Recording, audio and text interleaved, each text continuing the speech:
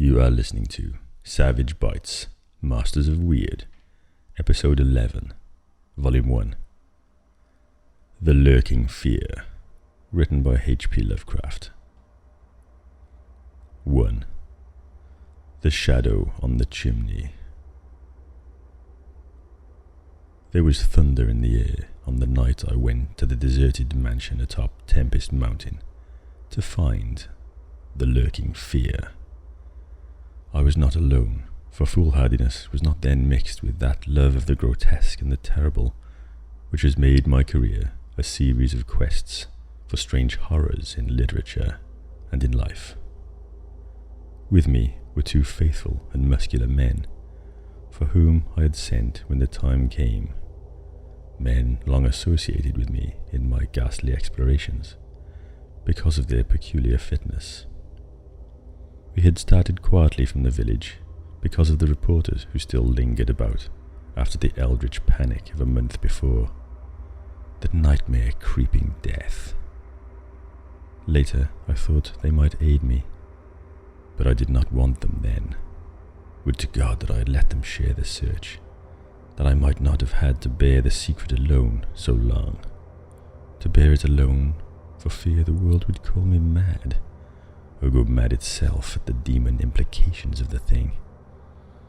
Now that I am telling it anyway, lest the brooding make me a maniac, I wish I had never concealed it, for I and I alone know what manner of fear lurked on that spectral and desolate mountain. In a small motor car, we covered the miles of primeval forest and hill until the wooded ascent checked it. The country bore an aspect more unusually sinister as we viewed it by night, and without the accustomed crowds of investigators, so that we were often tempted to use the acetylene headlight, despite the attention it might attract.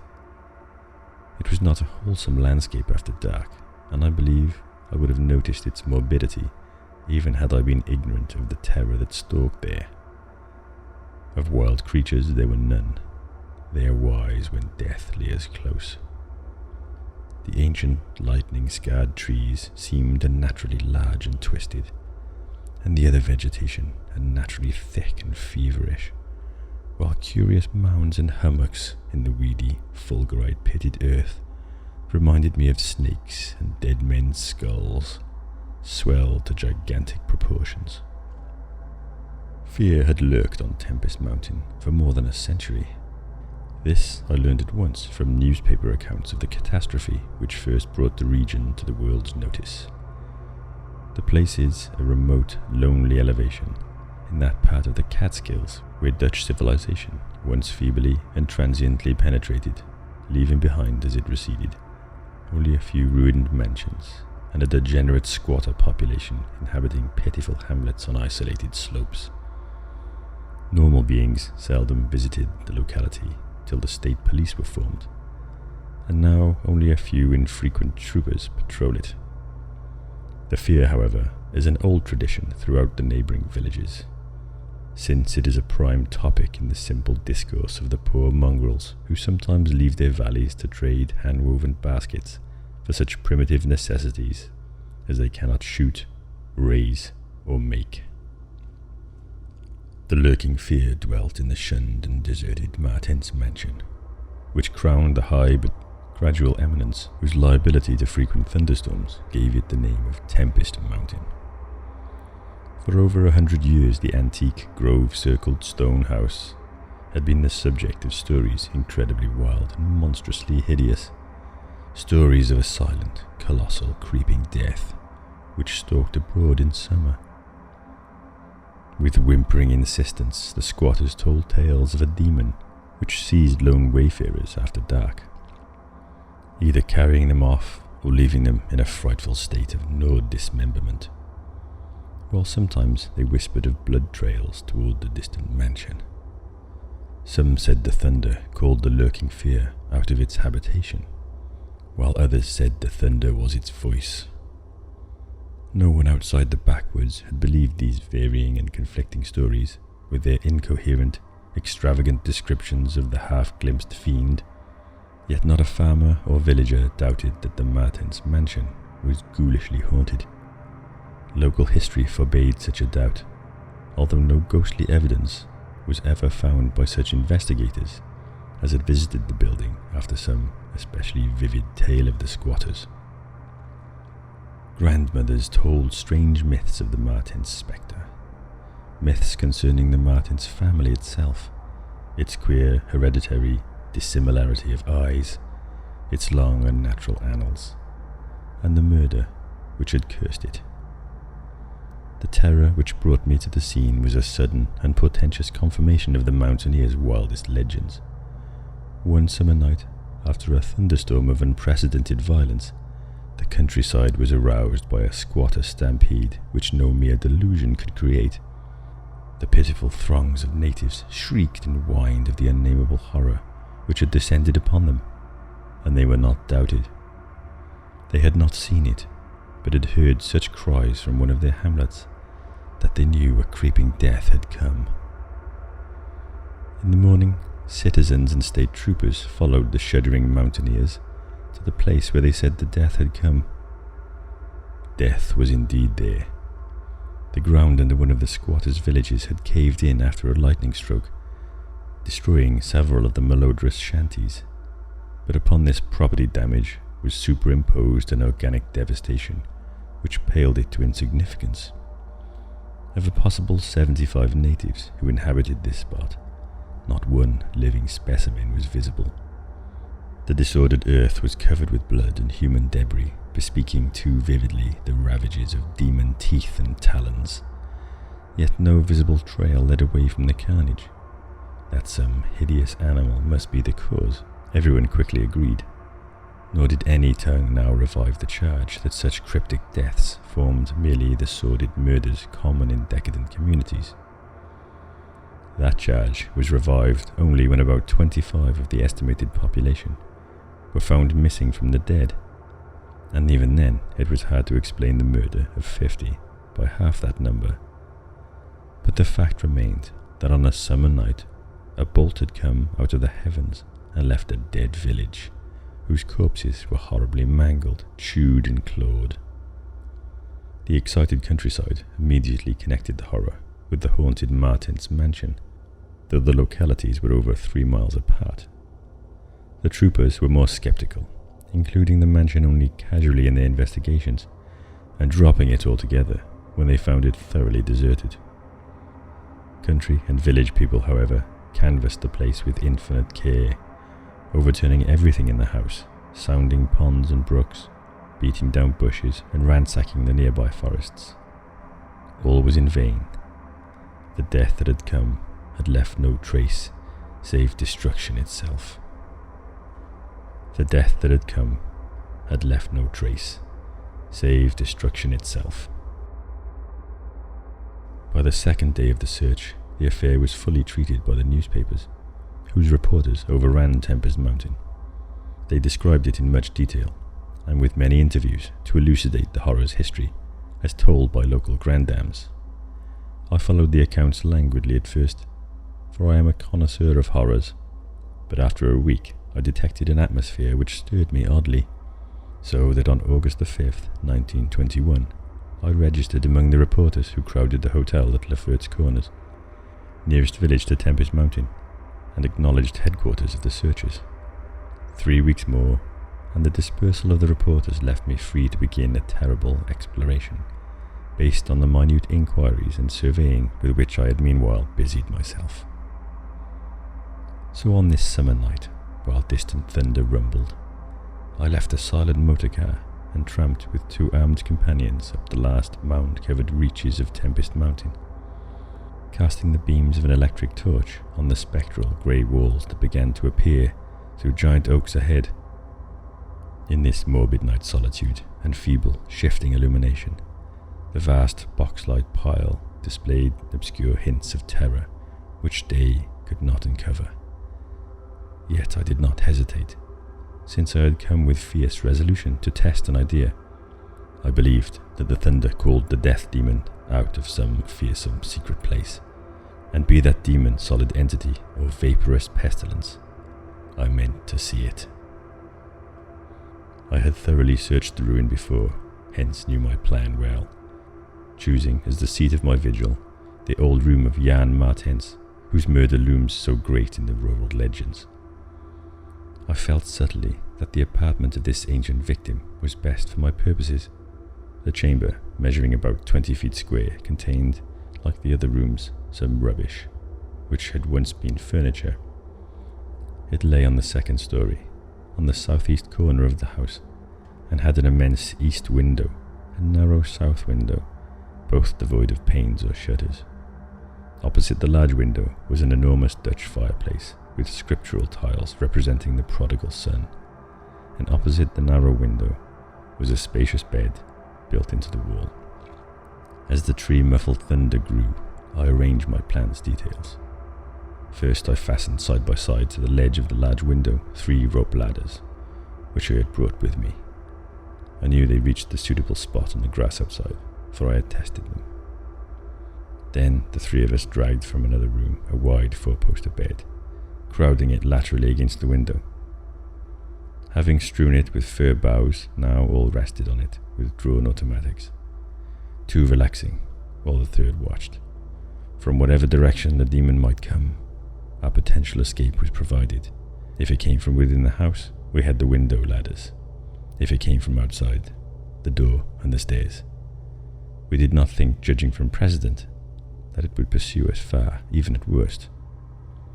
I watched from midnight to 1 o'clock, when, in spite of the sinister house, the unprotected window, and the approaching thunder and lightning, I felt singularly drowsy.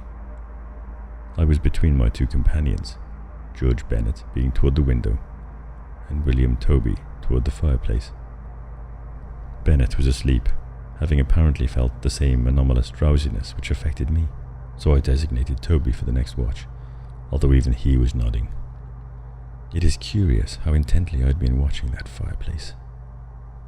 The increasing thunder must have affected my dreams, for in the brief time I slept, there came to me apocalyptic visions. Once I partly awaked, probably because the sleeper toward the window had restlessly flung an arm across my chest. I was not sufficiently awake to see whether Toby was attending to his duties as sentinel, but felt a distinct anxiety on that score. Never before had the presence of evil so poignantly oppressed me. Later, I must have dropped asleep again, for it was out of a phantasmal chaos that my mind leaped when the night grew hideous with shrieks beyond anything in my former experience or imagination. In that shrieking, the innermost soul of human fear and agony clawed hopelessly and insanely at the ebony gates of oblivion. I awoke to red madness and the mockery of diabolism, as farther and farther down inconceivable vistas, that phobic and crystalline anguish retreated and reverberated. There was no light, but I knew from the empty space at my right that Toby was gone. God alone knew whither. Across my chest still lay the heavy arm of the sleeper at my left. Then came the devastating stroke of lightning, which shook the whole mountain, lit the darkest crypts of the hoary grove, and splintered the patriarch of the twisted trees. In the demon flash of a monstrous fireball, the sleeper started up suddenly, while the glare from beyond the window threw his shadow vividly upon the chimney above the fireplace, from which my eyes had never strayed. That I am alive and sane is a marvel I cannot fathom. I cannot fathom it, for the shadow on that chimney was not that of George Bennett, or of any other human creature, but a blasphemous abnormality from hell's nethermost craters, a nameless, shapeless abomination which no mind could fully grasp and no pen even partly describe. In another second I was alone in the accursed mansion, shivering and gibbering. George Bennett and William Toby had left no trace, not even of a struggle. They were never heard of again. 2. A passer in the storm. For days after that hideous experience in the forest-swathed mansion, I lay nervously exhausted in my hotel room at Lefferts Corners. I do not remember exactly how I managed to reach the motor car, start it, and slip unobserved back to the village, for I retain no distinct impression save of wild-armed titan trees, demonic mutterings of thunder, and Coronian shadows athwart the low mounds that dotted and streaked the region.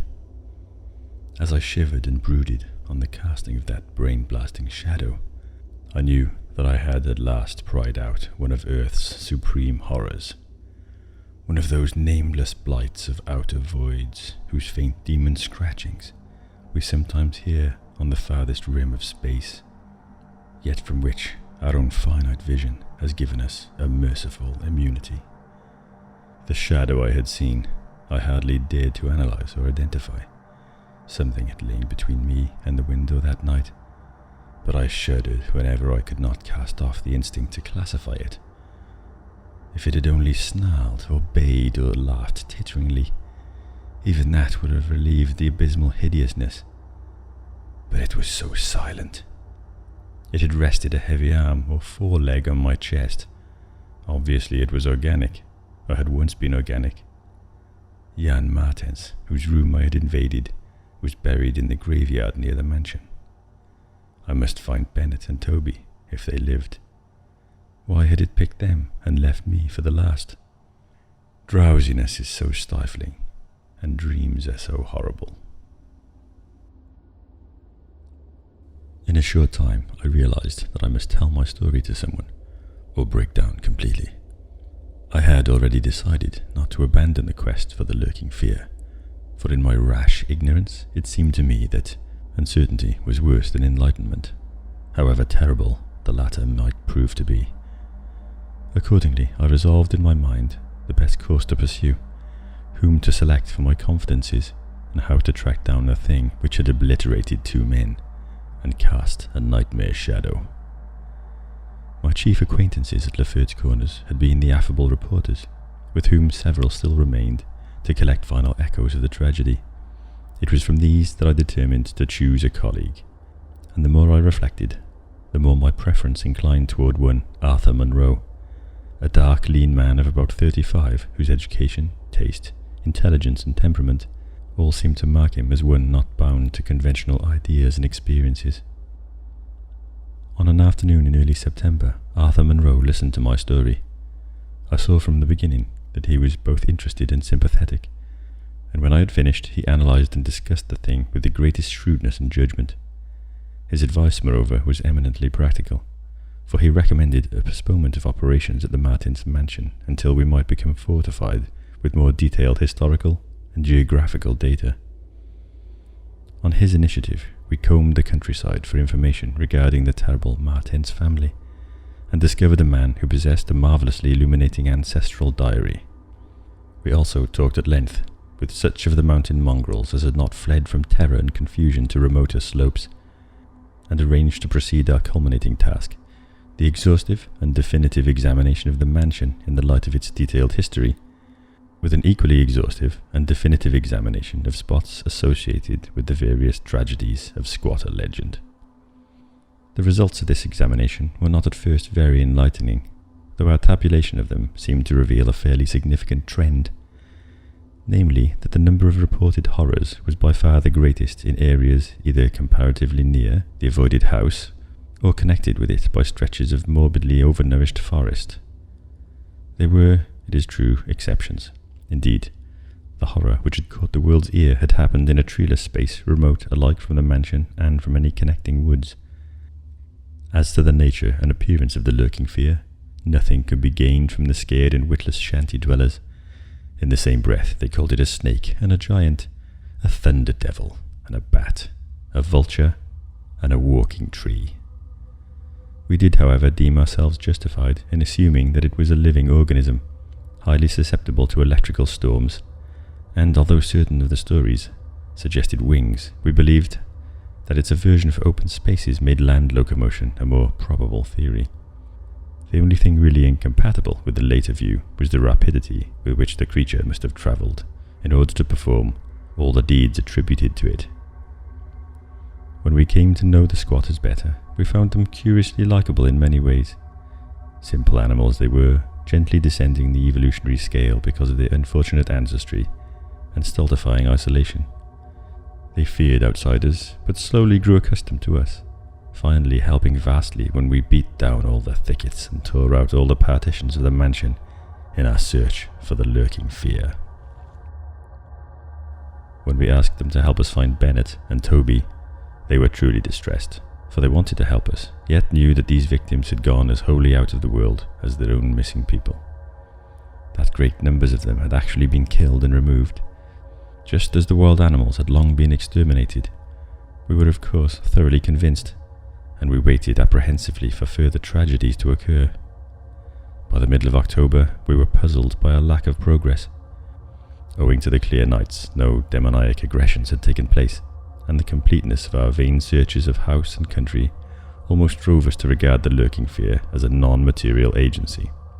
We feared that the cold weather would come on and halt our explorations, for all agreed that the demon was generally quiet in winter. Thus, there was a kind of haste and desperation in our daylight canvass of the horror-visited hamlet, a hamlet now deserted because of the squatters' fears. The ill-fated squatter hamlet had borne no name, but had long stood in a sheltered, though treeless cleft between two elevations, called respectively Cone Mountain and Maple Hill.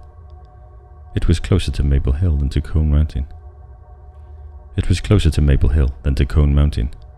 Some of the crude abodes indeed being dugouts on the side of the former eminence.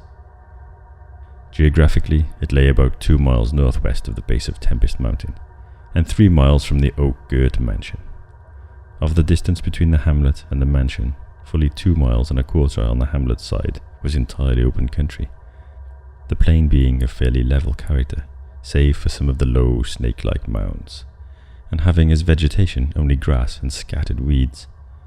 Considering this topography, we finally concluded that the demon must have come by way of Cone Mountain, a wooded southern prolongation of which ran to within a short distance of the westernmost spur of Tempest Mountain. The upheaval of ground we traced conclusively to a landslide from Maple Hill, a tall, lone, splintered tree, on whose side had been the striking point of the thunderbolt which summoned the fiend. As for the 20th time or more, Arthur Munro and I went minutely over every inch of the violated village. We were filled with a certain discouragement, coupled with vague and novel fears. It was acutely uncanny, even when frightful and uncanny things were common, to encounter so blankly clueless a scene after such overwhelming occurrences, and we moved about beneath the leaden, darkening sky with that tragic, directionless zeal which results from a combined sense of futility and necessity of action. Our care was gravely minute. Every cottage was again entered, every hillside dugout again searched for bodies, every thorny foot of adjacent slope again scanned for dens and caves.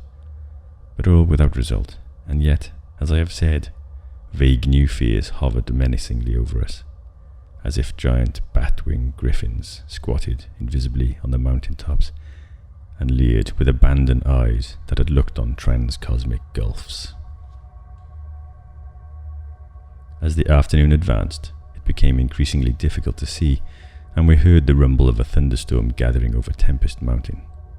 This sound in such a locality naturally stirred us, though less than it would have done at night. As it was, we hoped desperately that the storm would last until well after dark, and with that hope turned from our aimless hillside searching toward the nearest inhabited hamlet to gather a body of squatters as helpers in the investigation. Timid as they were, a few of the younger men were sufficiently inspired by our protective leadership to promise such help. We had hardly more than turned, however, when there descended such a blinding sheet of torrential rain that shelter became imperative.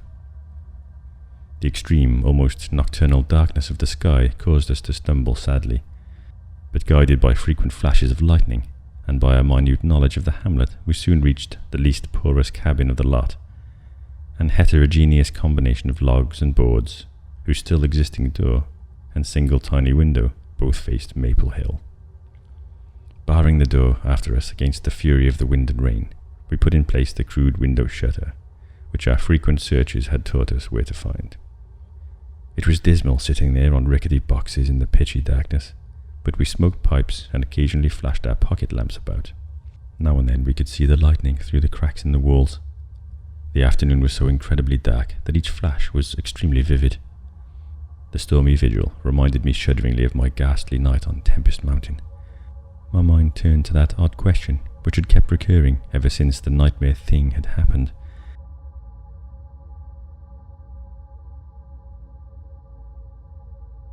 And again I wondered why the demon, approaching the three watchers either from the window or the interior, had begun with the men on each side and left the middle man till the last, when the Titan fireball had scared it away. Why had it not taken its victims in natural order, with myself second from whichever direction it had approached? With what manner of far-reaching tentacles did it prey? Or did it know that I was the leader and save me for a fate worse than that of my companions? In the midst of these reflections, as if dramatically arranged to intensify them, there fell nearby a terrific bolt of lightning, followed by the sound of sliding earth. At that same time, the wolfish wind rose to demonic crescendos of ululation. We were sure that the lone tree on Maple Hill had been struck again, and Monroe rose from his box and went to the tiny window to ascertain the damage. When he took down the shutter, the wind and rain howled deafeningly in, so that I could not hear what he said, but I waited while he leaned out and tried to fathom nature's pandemonium. Gradually, a calming of the wind and dispersal of the unusual darkness told of the storm's passing. I had hoped it would last into the night to help our quest, but a furtive sunbeam from a knothole behind me removed the likelihood of such a thing. Suggesting to Monroe that we had better get some light, even if more showers came, I unbarred and opened the crude door. The ground outside was a singular mass of mud and pools, with fresh heaps of earth from the slight landslide, but I saw nothing to justify the interest which kept my companion silently leaning out the window. Crossing to where he leaned, I touched his shoulder, but he did not move. Then, as I playfully shook him and turned him around, I felt the strangling tendrils of a cancerous horror, whose roots reached into illimitable pasts and fathomless abysms of the night that broods beyond time. For Arthur Monroe was dead, and on what remained of his chewed and gouged head, there was no longer a face. 3. What the red glare meant. On the tempest-racked night of November the 8th, 1921, with a lantern which cast charnel shadows, I stood digging alone and idiotically in the grave of Jan Martens. I had begun to dig in the afternoon because a thunderstorm was brewing, and now that it was dark and the storm had burst above the maniacally thick foliage, I was glad. I believe that my mind was partially unhinged by events since August 5th. The demon shadow in the mansion, the general strain and disappointment, and the thing that had occurred at the hamlet in the October storm. After that thing, I had dug a grave for one whose death I could not understand. I knew that others could not understand either, so let them think Arthur Monroe had wandered away. They searched, but found nothing. The squatters might have understood, but I dared not frighten them more. I myself seemed strangely callous. That shock at the mansion had done something to my brain, and I could think only of the quest for a horror now grown to cataclysmic stature in my imagination, a quest which the fate of Arthur Monroe made me vow to keep silent and solitary. The scene of my excavations would alone have been enough to unnerve any ordinary man. Baleful primal trees of unholy size, age and grotesqueness leered above me like the pillars of some hellish druidic temple, muffling the thunder, hushing the clawing wind and admitting but little rain. Beyond the scarred trunks, in the background, illuminated by faint flashes of filtered lightning, rose the damp, ivied stones of the deserted mansion, while somewhere nearer was the abandoned Dutch garden, whose walks and beds were polluted by a white fungus, fetid, overnourished vegetation that never saw full daylight. And nearest of all was the graveyard, where deformed trees tossed insane branches as their roots displaced unhallowed slabs, and sucked venom from what lay below. Now and then, beneath the brown pall of leaves that rotted and festered in the antediluvian forest darkness, I could trace the sinister outlines of some of those low mounds which characterized the lightning-pierced region. History had led me to this archaic grave. History, indeed, was all I had after everything else ended in mocking Satanism. I now believed that the lurking fear was no material thing, but a wolf-fanged ghost that rode the midnight lightning. And I believed, because of the masses of local tradition I had unearthed in my search with Arthur Monroe, that the ghost was that of Jan Martens, who died in 1762. That is why I was digging idiotically in his grave. The Martens Mansion was built in 1670 by Gerrit Martens, a wealthy New Amsterdam merchant who disliked the changing order under British rule and had constructed this magnificent domicile on a remote woodland summit whose untrodden solitude and unusual scenery pleased him. The only substantial disappointment encountered in the site was that which concerned the prevalence of violent thunderstorms in summer. When selecting the hill and building his mansion, Mynheer Martens had laid these frequent natural outbursts to some peculiarity of the year, but in time he perceived that the locality was especially liable to such phenomena. At length, having found these storms injurious to his health, he fitted up a cellar into which he could retreat from their wildest pandemonium. Of Gerrit Martens' descendants less is known than of himself, since they were all reared in hatred of the English civilization, and trained to shun such colonists as accepted it. Their life was exceedingly secluded, and people declared that their isolation had made them heavy of speech and comprehension. In appearance, all were marked by a peculiar inherited dissimilarity of eyes, one generally being blue, and the other brown. Their social contacts grew fewer and fewer, till at last they took to intermarrying with the numerous menial class about the estate. Many of the crowded family degenerated, moving across the valley, and merged with the mongrel population, which was later to produce the pitiful squatters. The rest had stuck sullenly to their ancestral mansion, becoming more and more clannish and taciturn, yet developing a nervous responsiveness to the frequent thunderstorms. Most of this information reached the outside world through young Jan Martens, who, from some kind of restlessness, joined the colonial army when the news of the Albany Convention reached Tempest Mountain.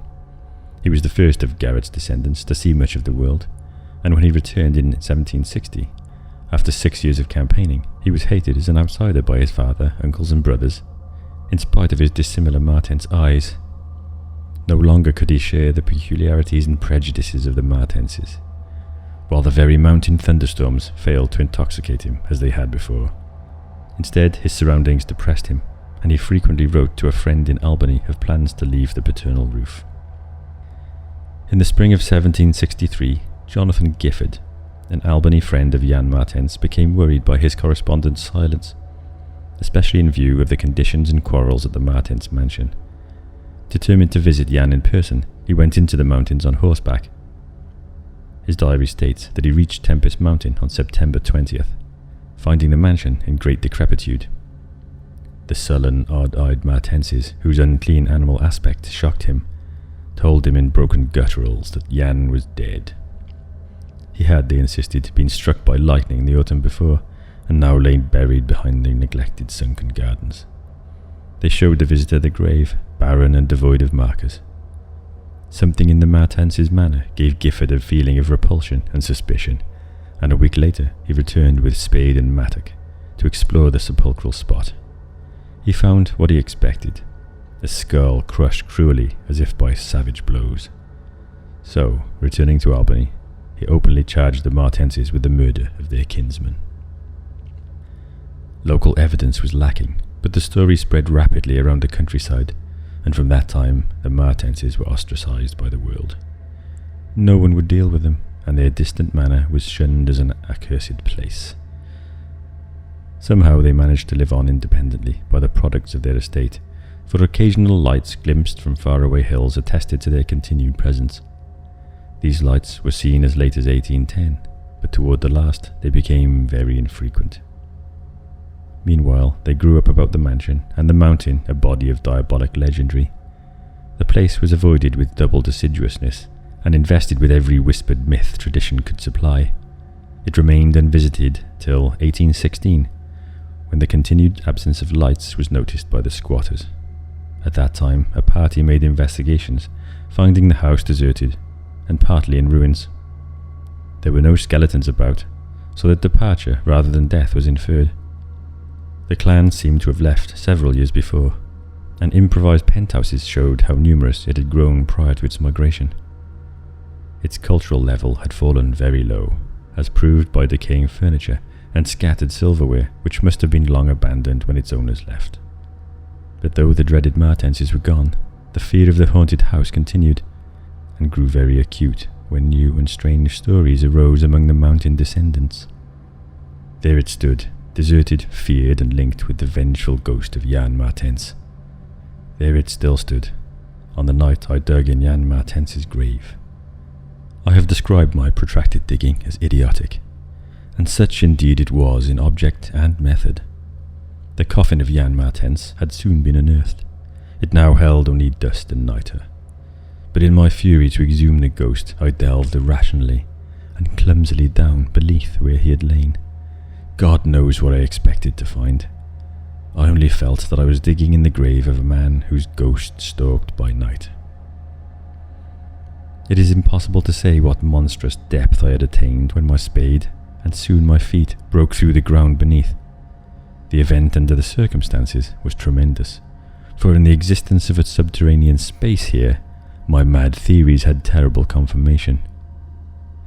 My slight fall had extinguished the lantern, but I produced an electric pocket lamp and viewed the small horizontal tunnel which led away indefinitely in both directions. It was amply large enough for a man to wriggle through, and though no sane person would have tried it at the time, I forgot danger, reason, and cleanliness in my single-minded fever to unearth the lurking fear. Choosing the direction toward the house, I scrambled recklessly into the narrow burrow, squirming ahead blindly and rapidly, and flashing but seldom the lamp I kept before me. What language can describe the spectacle of a man lost in infinitely abysmal earth, pawing, twisting, wheezing, scrambling madly through sunken convolutions of immemorial blackness, without an idea of time, safety, direction, or definite object? There is something hideous in it, but that is what I did. I did it for so long that life faded to a far memory, and I became one with the moles and grubs of nighted depths. Indeed, it was only by accident that, after interminable writhings, I jarred my forgotten electric lamp alight, so that it shone eerily along the burrow of caked loam that stretched and curved ahead. I had been scrambling in this way for some time, so that my battery had burned very low, when the passage suddenly inclined sharply upward, altering my mode of progress, and as I raised my glance, it was without preparation that I saw glistening in the distance 2 demoniac reflections of my expiring lamp, 2 reflections glowing with a baleful and unmistakable effulgence. 2 reflections glowing with a baleful and unmistakable effulgence, and provoking maddeningly nebulous memories. I stopped automatically, though lacking the brain to retreat. The eyes approached, yet of the thing that bore them I could distinguish only a claw. But what a claw! Then, far overhead, I heard a faint crashing which I recognized. It was the wild thunder of the mountain, raised to hysteric fury. I must have been crawling upward for some time, so that the surface was now quite near, and as the muffled thunder clattered, those eyes still stared with vacuous viciousness. Thank God I did not then know what it was, else I should have died. But I was saved by the very thunder that had summoned it, for after a hideous wait, there burst from the unseen outside sky one of those frequent mountainward bolts whose aftermath I had noticed here and there as gashes of disturbed earth and fulgurites of various sizes. With cyclopean rage it tore through the soul above the damnable pit, blinding and deafening me, yet not wholly reducing me to a coma. In the chaos of sliding, shifting earth I clawed and floundered helplessly, till the rain on my head steadied me, and I saw that I had come to the surface in a familiar spot. A steep and forested place on the southwest slope of the mountain. Recurrent sheets of lightnings illuminated the tumbled ground and the remains of the curious low hummock which had stretched down from the wooded higher slope, but there was nothing in the chaos to show my place of egress from the lethal catacomb. My brain was as great a chaos as the earth, and as a distant red glare burst on the landscape from the south, I hardly realized the horror I had been through. But when 2 days later the squatters told me what the red glare meant, I felt more horror than that which the mould burrow and the claw and eyes had given, more horror because of the overwhelming implications. In a hamlet 20 miles away, an orgy of fear had followed the bolt which brought me above ground, and a nameless thing had dropped from an overhanging tree into a weak-roofed cabin. It had done a deed. But the squatters had fired the cabin in frenzy before it could escape.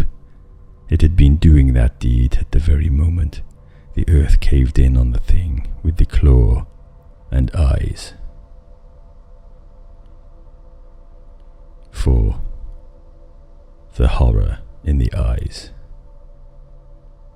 There can be nothing normal in the mind of one who, knowing what I knew of the horrors of Tempest Mountain, would seek alone for the fear that lurked there. That at least 2 of the fear's embodiments were destroyed, formed but a slight guarantee of mental and physical safety in this acheron of multiform diabolism. Yet I continued my quest with even greater zeal as events and revelations became more monstrous. When 2 days after my fearful crawl through that crypt of the eyes and claw, I learned that a thing had malignly hovered 20 miles away at the same instant the eyes were glaring at me, I experienced visual convulsions of fright. But that fright was so mixed with wonder and alluring grotesqueness that it was almost a pleasant sensation.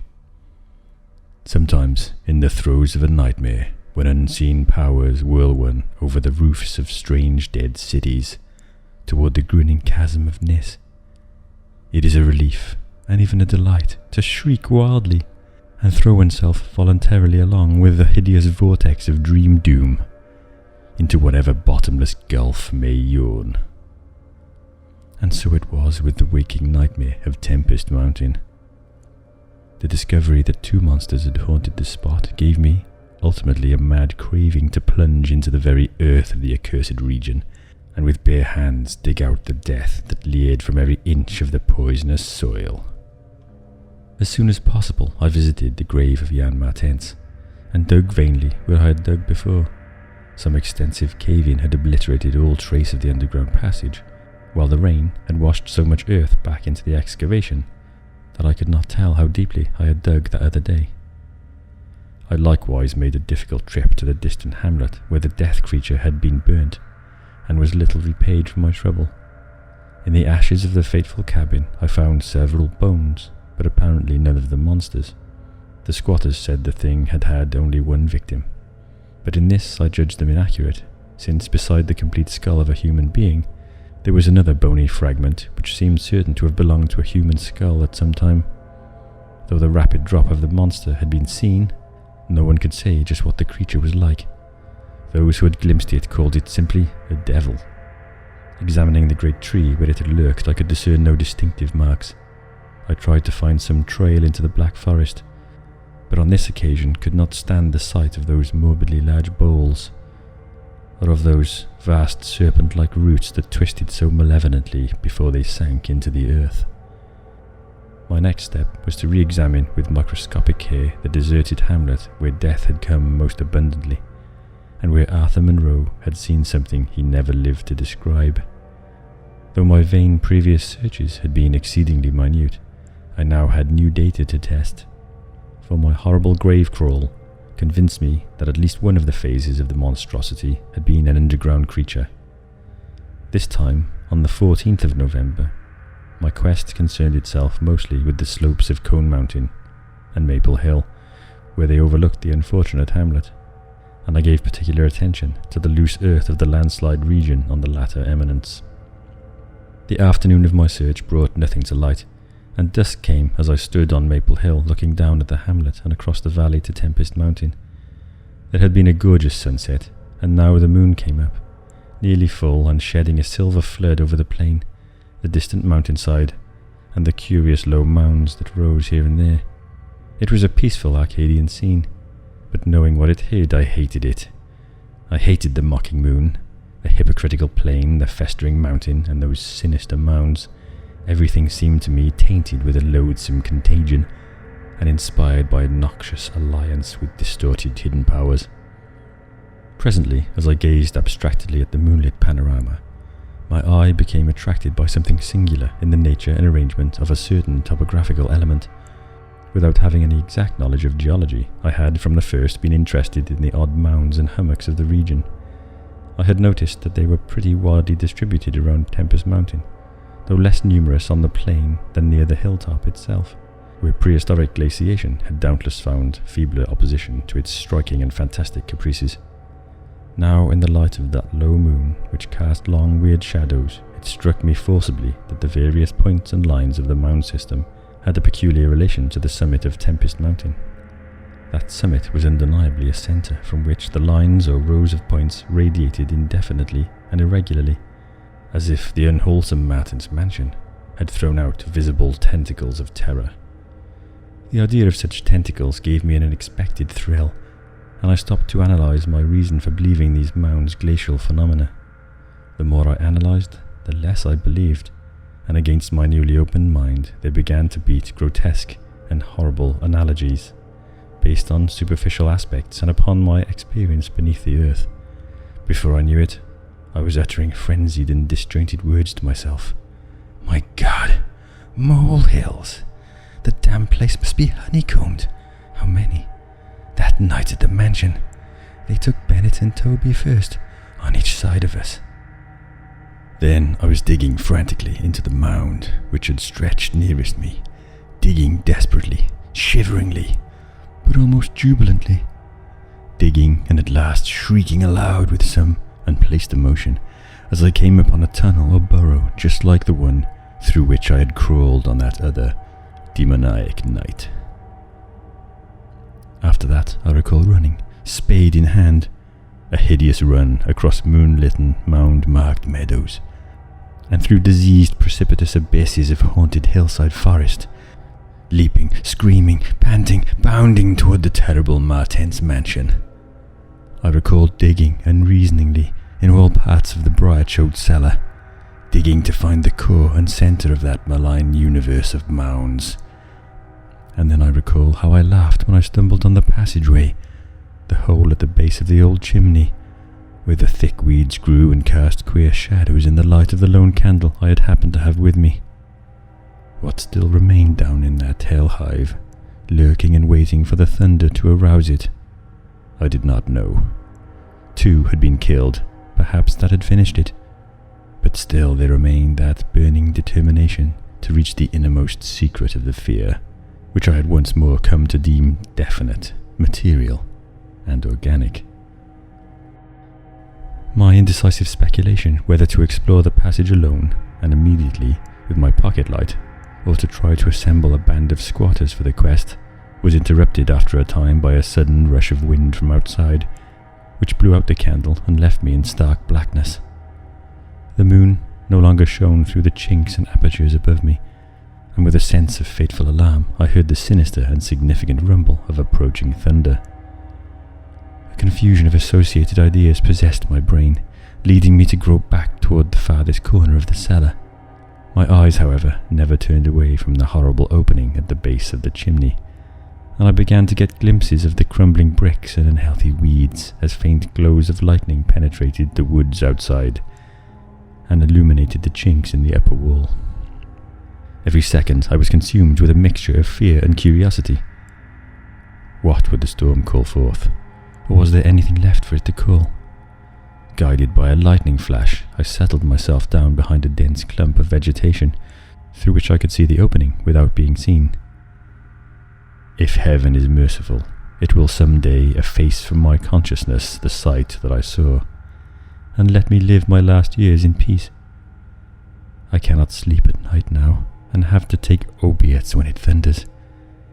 The thing came abruptly and unannounced, a demon rat-like scurrying from pits remote and unimaginable, a hellish panting and stifled grunting, and then from that opening beneath the chimney, a burst of multitudinous and leprous life, a loathsome night-spawn flood of organic corruption, more devastatingly hideous than the blackest conjurations of mortal madness and morbidity.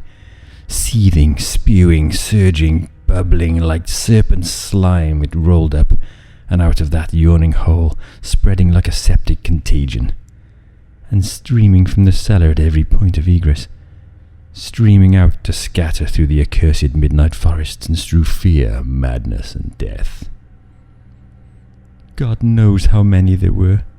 There must have been thousands. To see the stream of them in the faint intermittent lightning was shocking. When they had thinned out enough to be glimpsed as separate organisms, I saw that they were dwarfed, deformed, hairy devils, or apes, monstrous and diabolic caricatures of the monkey tribe.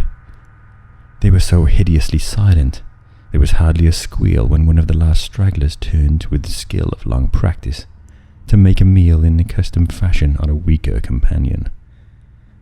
Others snapped up what it left and ate with slavering relish. Then, in spite of my daze and fright and disgust, my morbid curiosity triumphed, and as the last of the monstrosities oozed up alone from that netherworld of unknown nightmare, I drew my automatic pistol and shot it under cover of the thunder. Shrieking, slithering, torrential shadows of red, viscous madness, chasing one another through endless, ensanguined corridors of purple, fulgurous sky. Formless phantasms and kaleidoscopic mutations of a ghoulish, remembered scene. Forests of monstrous, overnourished oaks with serpent roots twisting and sucking unnameable juices from an earth verminous with millions of cannibal devils. Mound-like tentacles groping from underground nuclei of polypus perversion.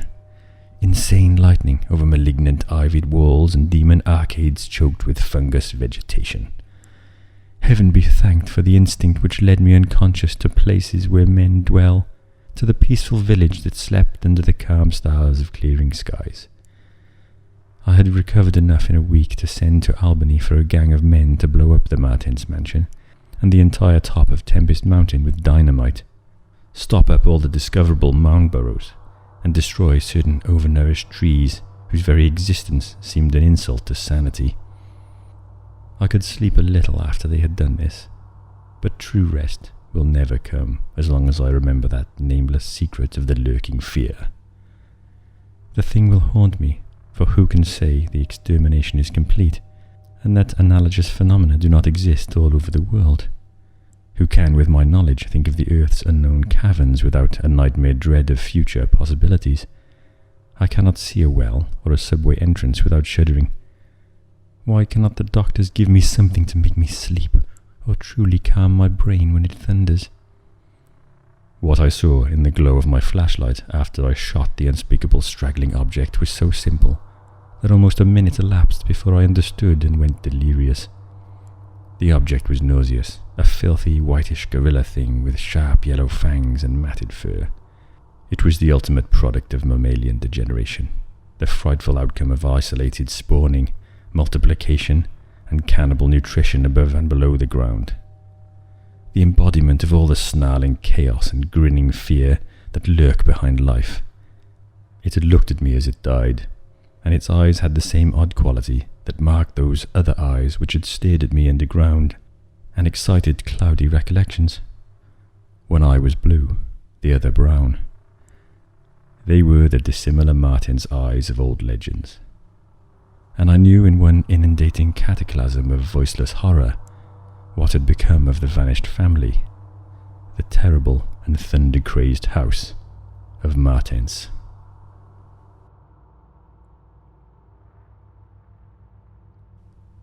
You have been listening to Savage Bites, Masters of Weird, Episode 11, Volume 1, The Lurking Fear, written by H.P. Lovecraft. Although this story is not among Lovecraft's most celebrated pieces, I've got to say it's actually one of my favourites, and doing the reading really brought it home to me again, just how horrible the whole concept of being in the situation that the protagonist is in during this story, how his investigations lead him to such a horrible conclusion, and just thinking about what would have happened with that Martens family over those like hundreds of years as they sort of degraded into these like cannibal creatures. Pretty gross, huh? Yeah, and like I say, not particularly popular, it seems. Like when people talk about Lovecraft, and then they don't really mention this one. And I guess it's kind of slightly outside the thrust of his work with the cosmic horror and stuff. This is more of a sort of traditional horror, I guess, with like a body shock type of thing. But it's really masterfully written, super over the top and melodramatic. But yeah, it's really fun to read anyway. Yeah, I enjoyed it. Yes, if you enjoyed this reading, please subscribe to the channel, hit the notification bell so you know when I upload, and maybe hit the like button if you feel like it. And if you liked it enough, maybe you care to share it with your friends, and I'd really appreciate if you could, because that would really help me grow the channel. Thanks so much for listening, and I'll see you in the next one.